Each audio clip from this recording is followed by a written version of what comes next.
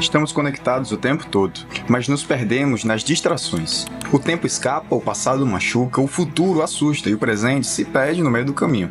A ansiedade nos consome, a tristeza nos puxa para trás e a fé parece cada vez mais distante.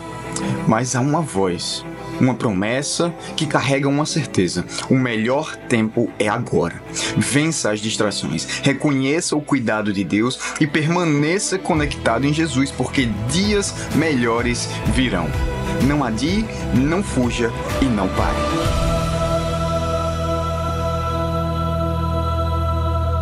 Aleluia. Não adie, não fuja, não pare. Você pode dizer amém no seu lugar? Muito boa noite, família, comunhão aqui em Patos. Muito boa noite para você que está aqui presencialmente ou talvez acompanhando online. Meu nome é Charles, faço parte dessa equipe pastoral, ampla, que se estende nas nossas igrejas em comunhão. Especialmente eu estou lá em Campina Grande, então um dia você estiver lá na Rainha da Borborema, ou estiver passando por lá, por favor, procure a nossa igreja lá, que é a mesma família, a família para pertencer. Sou casado com Júlia, tenho um filho chamado Davi Lucas. E agora, nesse exato momento, estão celebrando ao Senhor também lá na Comunhão Campina Grande. E essa série está sendo pregada em vários lugares do Brasil, através das nossas igrejas. E hoje nós vamos continuar essa série chamada Dias Melhores Virão. Quantos creem nessa verdade, em nome de Jesus? É uma perspectiva futura. É uma perspectiva de esperança. E a gente vem trabalhando sobre isso nessas últimas semanas. Na primeira semana nós vimos que o melhor tempo para receber tudo isso era agora. Não adianta adiar mais as coisas. E na semana passada nós vimos que toda tempestade ela tem hora e fim, Ela tem começo, meio e fim.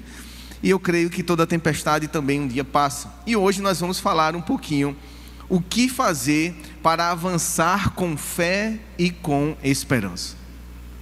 Essa pergunta ela é interessante porque todo ser vivente que está aqui presente hoje já passou por um momento de desesperança, já passou por um momento de talvez solidão, talvez passou por um momento de tristeza profunda, porque isso é do ser humano. Em algum momento você vai se isolar, em algum momento você vai acabar encontrando circunstâncias espirituais até muito difíceis.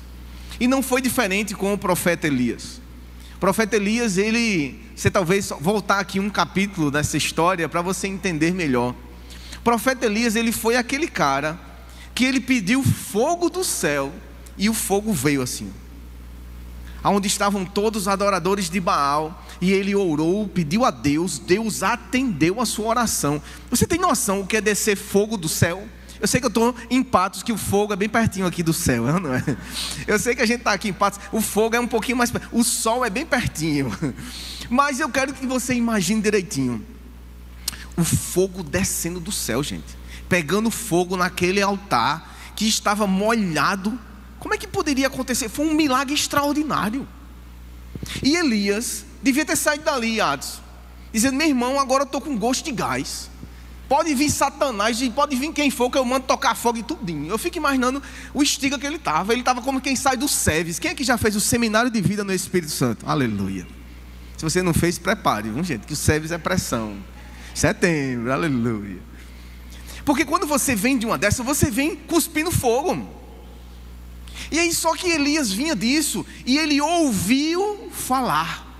Ele não viu, ele ouviu falar de uma mulher chamada Jezabel. E essa mulher chegou e disse assim: olha, quem foi esse profeta aí de Deus que mandou matar, ou que tocou fogo dos céus? Quem foi esse cara aí que pegou os meus profetas, os profetas de Baal? E pô, foi Elias. Pô, diga a ele que o que ele fez, eu vou fazer com ele agora. Eu vou mandar matar esse cara. Gente, ele só ouviu uma ameaça. Alguém disse para ele que Jezabel queria matá-lo. Gente, esse homem passou do homem mais poderoso da terra para o homem mais frouxo do mundo. Ele passou a se esconder, gente, com medo.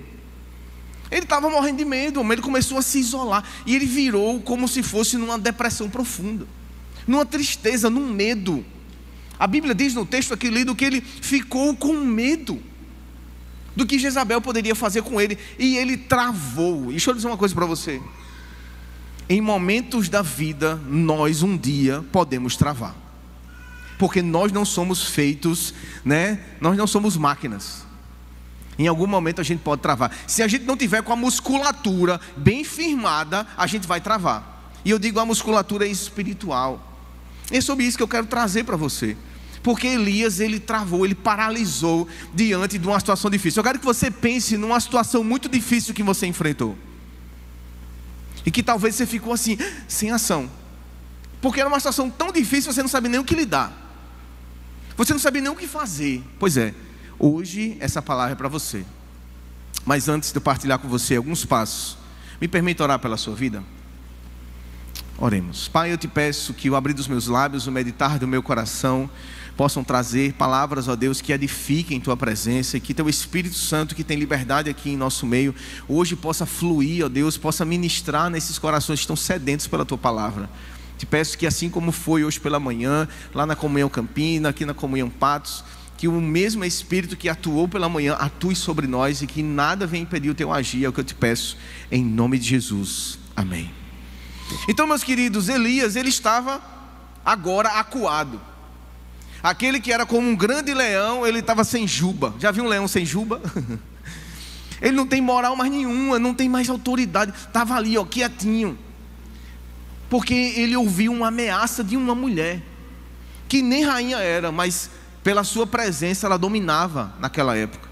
E ele ficou tão triste que o texto diz que ele foi e se deitou debaixo de um pé de zimbro.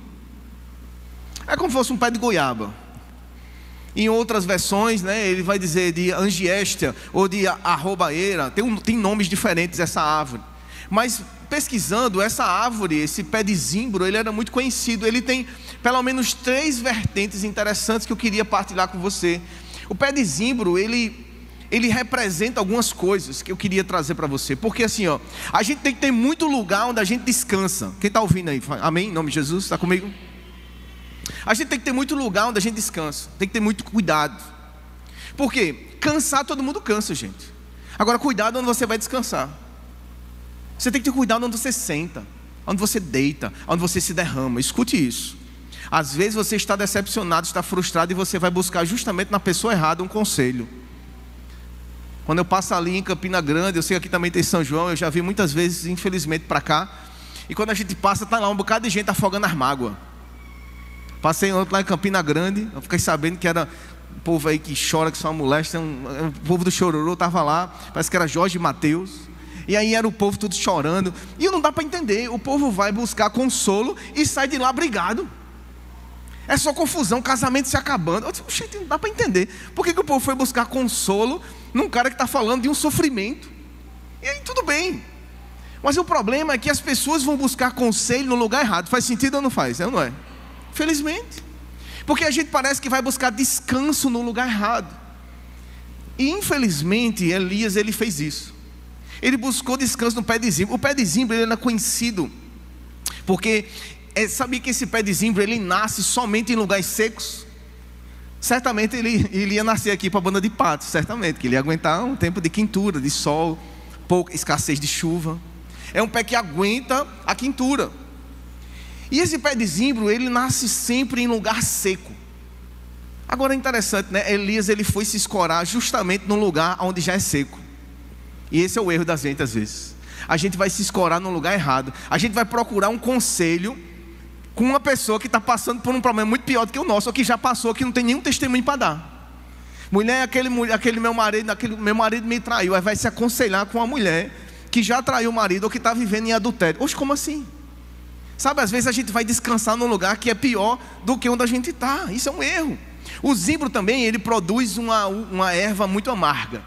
O fruto é amargo. E aí é isso que às vezes a gente faz. A gente vai se escorar em lugares que já são amargos. Isso é um erro também, a gente não pode fazer isso.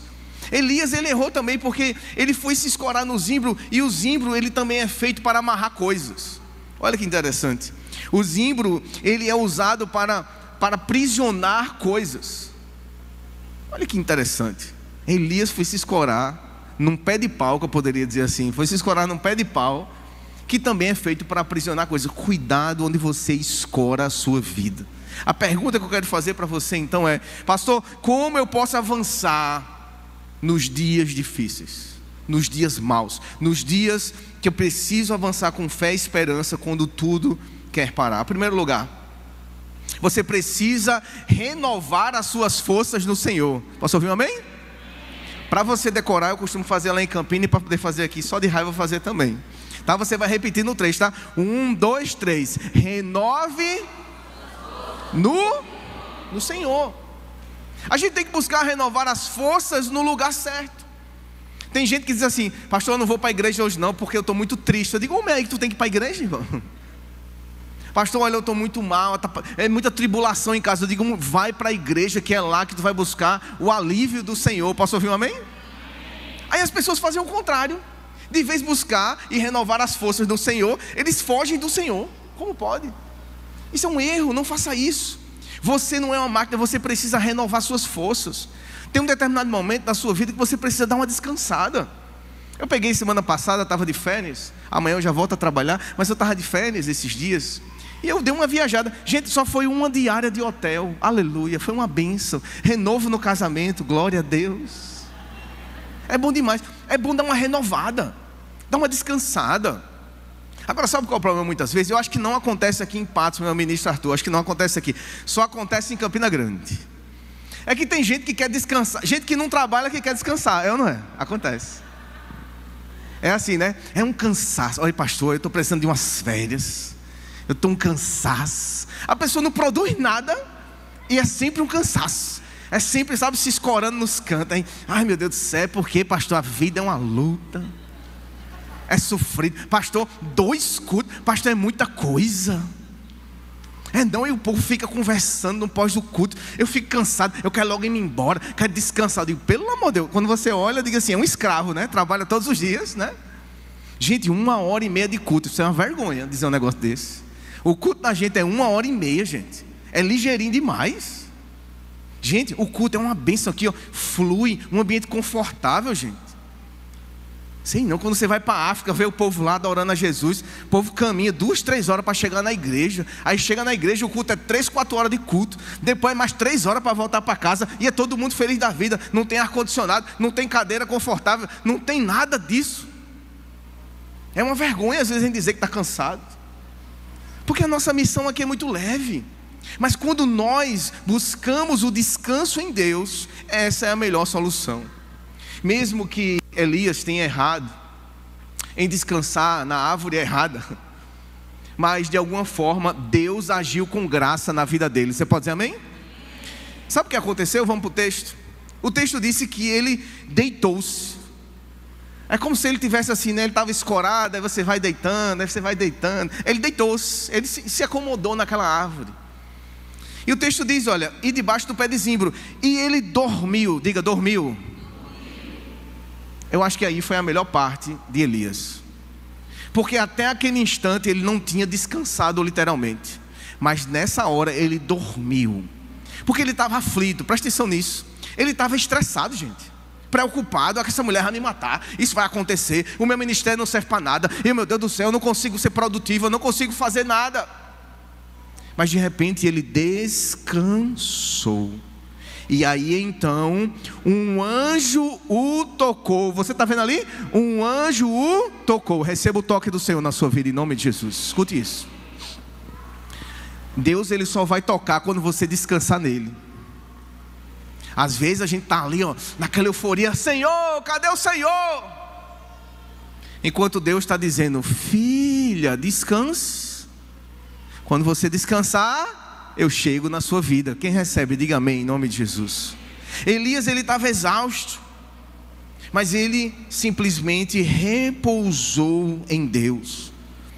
Vocês devem ter observado que descansar não é apenas parar. Descansar é confiar. Descansar é crer que Ele cuida dos seus enquanto nós dormimos. Aleluia. Esse texto é muito lindo, né? Deus, ele descansa. Quando a gente descansa, Ele cuida de nós enquanto a gente dorme. Porque na realidade, o que esse salmo quer dizer é que quando você confia plenamente nele, Ele protege você na missão. Ele protege você aonde quer que você esteja. Se você hoje perceber, essa igreja, ela tem vivido o descanso. Não é uma igreja que depende apenas de uma pessoa, né? A placa da igreja, ela é tão importante que fica do lado de fora. Mas o que tem aqui dentro? A cruz de Jesus. Essa igreja, ela depende de Cristo. Ela tem Cristo como lema. E por isso essa igreja, ela descansa no Senhor. Está vendo? O bispo não está aqui e você veio, aleluia, a glória. Você veio, você não veio por ele, você veio pela igreja de Jesus. Isso é descansar em Deus. Isso é renovar as suas forças no lugar certo. Não invente, gente. Eu já tenho um testemunho sobre isso. Eu já vivi, meu amigo, tentando renovar as minhas forças no álcool. Eu me converti há 19 anos. Mas até os meus 24 anos, aí não faça nem as contas para você não ver a minha idade, mas até meus 24 anos, eu estava no mundo da cachaça, gente. E eu queria descansar, sabe? Quando eu ia e farrava lá, e estava lá e misturava, e era loló, e era várias coisas, e a gente estava lá curtindo na doideira. Eu nem lembrava dos problemas. No outro dia, a ressaca moral, ressaca financeira, também tem, né, gente? A ressaca financeira. E os problemas estavam lá. E eu tinha que enfrentá-los de novo. Mas aí um dia, eu encontrei a Cristo. E eu decidi depositar a minha fé e a esperança nele. Você pode dizer amém? E um dia eu entreguei a minha vida a Jesus. E eu disse: Senhor, os meus problemas eu entrego ao Senhor. Eu não vou carregá-los no meu dia a dia. Problemas ainda tenho, boletos ainda tenho. Mas quando eu olho, eu digo: Senhor, eu dependo de Ti. Eu não vou ficar me matando por isso. Eu vou fazer a minha parte. Faça a sua parte em nome de Jesus, amém? Segundo lugar, além de renovar as suas forças no Senhor, você precisa ouvir a voz suave de Deus. Agora, para você repetir e aprender, pode ser? 1, 2, 3. Ouça. Boa, muito bem, glória a Deus. Deus, Ele também age na voz suave. Eu sei que eu gosto do fogo. Eu gosto do mover, eu gosto. Mas Deus, Ele fala, meu amigo, na tempestade. Ele fala quando Ele quiser. Deus é Deus. Eu tive uma experiência alguns anos atrás. Fiz uma viagem para outro país. E aí, meu amigo Mihai, eu fui para essa viagem. E nessa viagem a gente estava lá fora, foi na Inglaterra, em Londres. E aí quando eu estava lá, foi uma grande conferência da igreja anglicana. 8.000 pessoas. Já profetizo uma igreja anglicana com 8.000 pessoas, aleluia, aqui no Brasil. E aí eu fui para esse lugar e foi massa, incrível. Banda, né, Hillsong, negócio maravilhoso. E no meio da ministração, aquela banda tocando. Aquela Darlene Zechek, ela é profeta, gente. Ela liberando, daquele mover, o povo gritando, aleluia. 8.000 crentes juntos.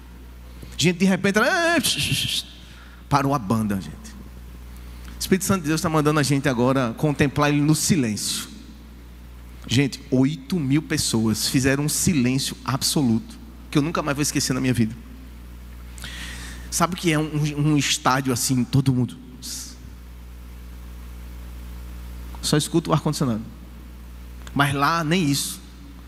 Um camarada do outro lado do estádio, um senhor de idade, ele tossiu. Gente, todo mundo ouviu ele tossindo, porque o silêncio era absoluto. E naquele silêncio ficou por uns 5 minutos. E ela começou a liberar palavras proféticas. E ela dizia: agora o Espírito Santo vai falar com você. Receba. Gente, o povo caindo, o povo caindo assim. O povo caindo, recebendo a unção do Espírito. O outro chorando, sendo curado. E ela começou a ser voz profética. Ela começou a dizer: fulano de tal, você está aí em algum lugar.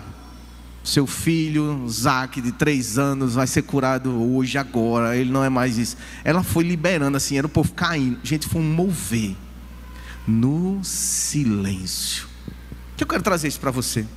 É que Deus, Ele é poderoso para falar conosco também no silêncio. E isso muitas vezes a gente não consegue parar, porque o mundo, ele é muito barulhento. São muitas informações. A gente vinha passando ali com Celina e Michele, um casal lá da igreja. E a gente vinha passando ali nas cidades. E aí toda a cidade interior pequena, o que tem sempre, Celina? Tem sempre uma igrejinha, tem um posto de gasolina e tem as câmeras, né? Tem as câmeras, que são aquelas senhorinhas na cadeira de balanço, não é? Sempre tem aquela senhorinha na cadeira de balanço, só passando o rádio de quem está passando na rua. E a gente começou a ver o povo no meio da rua. Disse, sabe uma coisa que não dá para ver muito aqui? É gente nas redes sociais. Porque as pessoas estão ali contemplando uma vida normal, gente. Quando seu celular quebra, você surta. Eu não é. Quem não surta, gente? Pelo amor de Deus. Porque às vezes está faltando a gente silenciar a voz do mundo. Quem está entendendo em nome de Jesus? Deus fala através do silêncio. E o texto vai dizer isso. Vamos para o verso 11. Diz assim, ó: e o Senhor não estava no vento, nem estava no terremoto, nem no fogo, mas numa voz mansa e delicada. Outras versões diz que ele estava na brisa suave. Comece a imaginar isso. Você está ouvindo Deus. Porque muitas vezes a gente quer tudo pronto, né? Tudo é ChatGPT ou, né, inteligência artificial. Deixa eu consultar aqui, deixa eu dar um Google. Enquanto muitas vezes a resposta que você está procurando, Deus está dizendo para você: Deus me trouxe de Campina Grande para dizer a você, está faltando você ficar mais em silêncio para me ouvir. Quem recebe em nome de Jesus? O Espírito Santo está te falando hoje. Fica mais em silêncio. Na correria da vida a gente não para. E eu pergunto a você, como é que está a sua vida devocional, hein? Como é que está o seu tempo de oração, de vida com Deus? Lá em casa eu me mudei para uma casa, né? Estou morando, aí lá tem um sótão, tem um quarto embaixo. Aí eu coloco uma rede, fica ali. Ali eu não escuto menino, não escuto choro, não escuto televisão tocando Bob Esponja, Misericórdia, não escuto nada, glória a Deus. Eu deixo o celular ali e fico ali, ó, me balançando na rede, ouvindo o silêncio. E muitas vezes é onde Deus fala, é no nosso silêncio. A gente já está no meio do ano e talvez as metas que você lançou no começo do ano, elas se perderam. Deixa eu dizer uma coisa para você. Está na hora de você recomeçar o seu tempo a sós com Deus, amém? Recomece. Faça isso. Não perca mais tempo só ouvindo tantas vozes. Gente, nosso dia tem 24 horas. Pastor, eu não tenho tempo. Não, não é possível. Quer que eu lhe constrange agora? Pega teu celular aí, se você puder. Se o seu celular for um iPhone, você vai olhar lá a opção tempo de uso, só para lhe constranger. Quando eu não quero ler a Bíblia, Atos, ou sei lá, eu tiver com preguiça, aí eu pego o meu celular, aí eu boto tempo de uso, aí eu fico constrangido, porque eu vejo o tempo que eu gastei no dia de hoje com o celular. Aqui está misturado, redes sociais, tudo. Hoje eu gastei 8 horas e 8 minutos olhando para a tela do celular. Escute isso. Eu, hoje, gastei 8 horas e 8 minutos olhando para a tela do celular. Você tinha coragem de ver quantas horas você passou agora? Você tinha coragem de ver? Porque quando a gente olha para isso, eu fico constrangido de dar 2 minutos para Deus. Desculpa ser direto com você, mas quando eu olho para isso, eu fico com vergonha, porque eu dei 2 minutos, porque eu disse: Senhor, abençoe esse alimento, Pai, em nome de Jesus, amém, aleluia. Você não fica com vergonha, não? Elias, ele chegou uma hora que ele parou para ouvir a Deus. A palavra de Deus muitas vezes vai chegar sobre nós como um vento suave. Foi o pastor e escritor cristão Brennan Manning que escreveu dizendo: Deus, ele fala com clareza a corações que se aquietam para escutar. Você tem aquietado seu coração para escutar? Será que você tem respirado um pouco mais? Muitas vezes a gente não faz isso, a gente não para. Eu não sei aonde na sua casa você vai parar essa semana para ouvir a Deus. Nem que seja no banheiro. Mas até no banheiro a gente leva o celular, não é? Está na hora de você rever suas práticas e escutar mais a voz suave de Deus. Então, para avançar com fé e esperança, além de renovar as suas forças no Senhor, além de ouvir a voz suave de Deus, em terceiro e último lugar, levante-se e cumpra com propósito. Vamos repetir? Levante-se e cumpra com propósito, com o seu propósito. A fé e a esperança, elas não podem ser apenas sentimentos, elas precisam vir ligadas a uma ação. Escute isso, escute isso. É muito lindo você profetizar, declarar, mas na hora do vamos ver, o que vai fazer a diferença é a sua atitude. É lindo você se levantar, você declarar palavras lindas aqui para o Senhor, mas como a gente diz sempre, a nossa missão começa quando a gente sai por essa porta. Você tem se levantado diante das circunstâncias? Elias, ele estava ali, cheio do poder de Deus. Escute isso. Elias estava ali, cheio do poder de Deus, mas ele estava com zero atitude. Escute o que eu vou dizer. Às vezes você sai daqui do culto, com a palavra profética na sua vida, você sai entusiasmado para viver o melhor de Deus, mas você não reage quando a circunstância vem. Você é covarde. Foi mal, uma palavra forte, mas é a realidade. A gente não reage. E naquele momento, mesmo Elias sendo um homem de Deus, ele precisava de um chacoalhar. E eu quero que em nome de Jesus, com toda a educação do mundo, se tiver alguém perto de você, dá uma chacoalhada nela assim, ó, tamo junto, acorda, acorda, reage. Muitas vezes precisamos de um amigo para reagir. Precisamos de alguém para nos impulsionar. Não adianta você ficar só chorando. Ah, meu Deus. Eu tenho um filho de 6 anos. E aí ele brincando, ele se machucou. Quando a mãe tá, é um filho. Quando o pai tá, é outro filho. Faz parte, né, gente? Tem que ter um equilíbrio. E aí eu estava em casa junto com o Júlio, e ele se machucou. Ele, mamãe, tá doendo, eu machuquei. Aí Júlio, oh, meu Deus, não, agora não, agora é hora dele reagir, rapaz.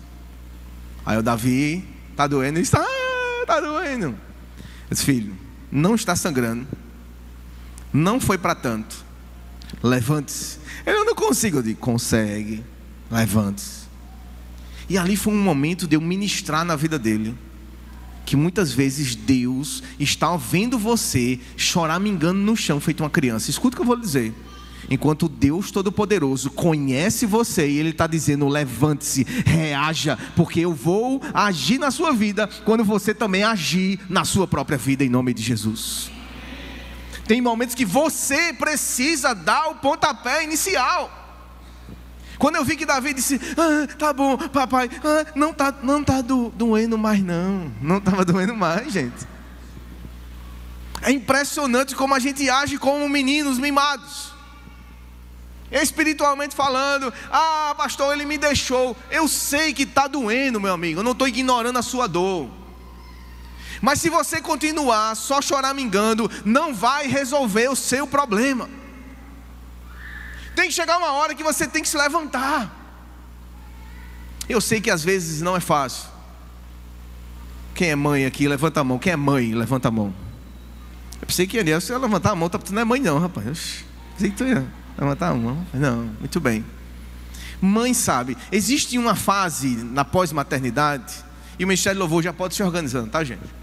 Existe uma fase na pós-maternidade que é bem interessante, porque a gente deram um nome para isso de puerpério. Quem já ouviu falar sobre isso? Já ouviu falar, né? Já ouviu falar. E que a mulher, ela fica, muito fragilizada emocionalmente. E literalmente os seus hormônios ficam completamente alterados. E ela não consegue se enxergar como uma boa mãe. Eu lembro que Júlia, ela chegou uma hora, minha esposa, que ela chegou para mim, eu lembro ela com os peitos doendo. Ai meu Deus, não aguento mais, não sei quantos dias sem dormir. E ela assim já estava dizendo, ela, pega que o filho é teu, senão eu vou jogar ele pela janela. Eu digo, pelo amor de Deus, gente. Meu Deus. Michelle é enfermeira, sabe, isso é complicado na cabeça da mulher, não é? Gente, ela estava transformada, mas ela estava doendo. Era legítimo o que ela estava sentindo. Preste atenção aqui em mim. Era legítimo o que ela estava sentindo. E eu dizia: Senhor, o que eu vou fazer? Teve uma hora que eu liguei para o bispo Márcio. Eu disse: bispo, tem uma mulher aqui, parece com a minha esposa. Ela está muito estranha. Ela está querendo me matar e matar o nosso recém-nascido Davi. Gente, ela ficou transformada, gente. É sério. Teve uma hora, Sandrinha, que eu disse: sai, está amarrado em nome de Jesus, cai agora por terra. Eu ia, né, exorcizar mesmo, eu ia. E ela passou alguns dias nesse processo. E, gente, eu não estou diminuindo a sua dor. Pelo contrário, eu entendi. Eu vi que ela estava sofrendo e não, amor, deixa comigo. Gente, eu aprendi a ninar Davi assim, ó. Eu, Senhor, vem, Senhor, bota a gente para dormir. Jesus, o menino chorando. Eu, Senhor, não aguento mais, Senhor. E eu comecei a entender a dor dela, porque era o dia todo com a criança. Só que, para minha surpresa, sabe? Para minha surpresa, chegou um dia, do nada, foi absoluto nada. Um dia ela era uma mulher. No outro dia, 5 horas da manhã, quando eu estava dormindo, aí eu escutei mexendo nos pratos. Eu digo: oxe, fazendo café. Aí eu, oxe, Davi está aqui. Eu olhei, sem brincadeira nenhuma. Tem alguma coisa errada, gente. Ela lavando as louças, ela: bom dia, meu amor, bom dia, tá tudo bem com você? Oxi, que mulher é essa? Gente, tô falando sério. E ela: bom dia, tá tudo bem? Olha, eu já olhei Davi, não sei o que, já troquei, tá tudo bem, olha, não sei o que. Aí eu voltei pro quarto e disse: tudo bem, tá tudo bem. Sem brincadeira nenhuma, gente. Chegou uma hora que virou a chave. Deixa eu dizer uma coisa. Chegou uma hora que eu disse assim. Aí eu disse: amor, o que aconteceu? Ela disse: eu decidi me levantar e ser aquilo que eu fui chamada para ser, mãe. Isso foi forte. Deixa eu dizer uma coisa para você. Talvez você não esteja entendendo o que tem a ver com a sua vida hoje. Chega uma hora que você tem que se levantar e reagir em nome de Jesus, amém? Chega uma hora que você tem que reagir. Ela era mãe. Mesmo quando ela queria matar o menino, ela era mãe, ela não queria matar o menino. Ela só estava passando por uma dor profunda. Ela só estava vivendo aquele processo. E parecia que aquele processo não ia acabar nunca. Eu olhava na internet: puerpério dura quantos dias? E passou o prazo e ela ficou. E eu disse: meu Deus, ela vai ficar nesse mundo para quando? E muitas vezes é isso que a gente passa na nossa vida. Assim aconteceu com Elias. Diz que o anjo chegou para ele. Está aí projetado, 1 Reis 19:7. Diz assim, ó: levanta-te e come, porque o caminho te será de sobremodo longo. Escute o Espírito Santo de Deus dizendo para você hoje: está na hora de você levantar e reagir em nome de Jesus, amém? Está na hora de você se mobilizar. Está na hora de você dizer assim: tá bom, chega desse luto, velho. Chega de eu viver também reclamando disso. Chega, já passou. Tem algo para eu viver. E Elias reagiu, velho. Sabe por quê? Porque o caminho era longo. Isto é, tem algo importante para você fazer. E enquanto você não reage, só quem está perdendo é você. Você precisa reagir. O anjo continuou, verso 15 ao 18. Disse assim: olha, agora você vai, depois que você comeu, aleluia, você indo comer, né? Aleluia, glória a Deus. Cuscuzinho, ô glória. Levanta na hora, ô glória. Mas depois que ele comeu, agora o anjo disse assim: olha, escuta só. Agora vai, volta pelo teu caminho e unge a Hazael, Jeú, Eliseu. O que isso tem a ver? Ele disse assim: agora que tu comeu, agora que tu reagiu, você vai voltar pelo mesmo caminho. Por que voltar pelo mesmo caminho? Porque agora ele ia enfrentar Jezabel. Escuta isso. Às vezes a gente precisa voltar pelo caminho agora que a gente está alimentado, fortalecido pelo Espírito Santo. E agora está na hora de você exercer aquilo que você foi chamado para exercer. Elias, o grande profeta, estava escondido numa caverna, mas ele precisava reagir, porque Eliseu precisava ser ungido. Escute isso, não tem só a ver com você. Você precisa reagir porque também tem a ver com os outros, amém? a ver com outras pessoas. Adson, que bom que você decidiu reagir, velho. Você só está vivendo hoje porque lá em Boqueirão você decidiu reagir. Você se levantou, o bispo pegou você e você quis ser tratado. Hoje você está vivendo os planos de Deus, não é? Sandrinha pegou a bênção, aleluia. Também ela é mais abençoada. Mas se você não tivesse reagido, meu amigo Adson, quantas pessoas aqui nessa casa não estavam sendo abençoadas? Às vezes a gente pensa que é só sobre Adson, mas e você? O que você está precisando reagir hoje? O que você está precisando despertar? Quantos Eliseus vão ser levantados graças à sua reação de hoje? Escute isso. Tem gente precisando de um líder de célula que você ainda nem sonha que você é, mas Deus já está preparando na sua vida. Deus está formando em você, está só esperando você reagir para formar em você alguém que vai fazer a diferença na vida de outro. Eu creio nisso. Eu quero encerrar com a frase de Oswald Chambers. Ele disse: a fé nunca sabe para onde está sendo conduzida, mas ela ama e conhece aquele que a conduz. Escute isso. Só obedeça, velho. Levante-se, reaja. Existe um processo que a gente está passando, mas você precisa hoje reagir em nome de Jesus. Eu quero que você hoje literalmente reaja, fisicamente e depois espiritualmente. Normalmente a gente pede para você ficar de pé, mas eu não queria que você ficasse de pé só por ficar. Eu queria muito. A gente vai apagar aqui as luzes. Eu vou fazer uma rápida oração por você. E nesse momento, pode fechar os olhos, apaga aqui as luzes, feche seus olhos por um instante.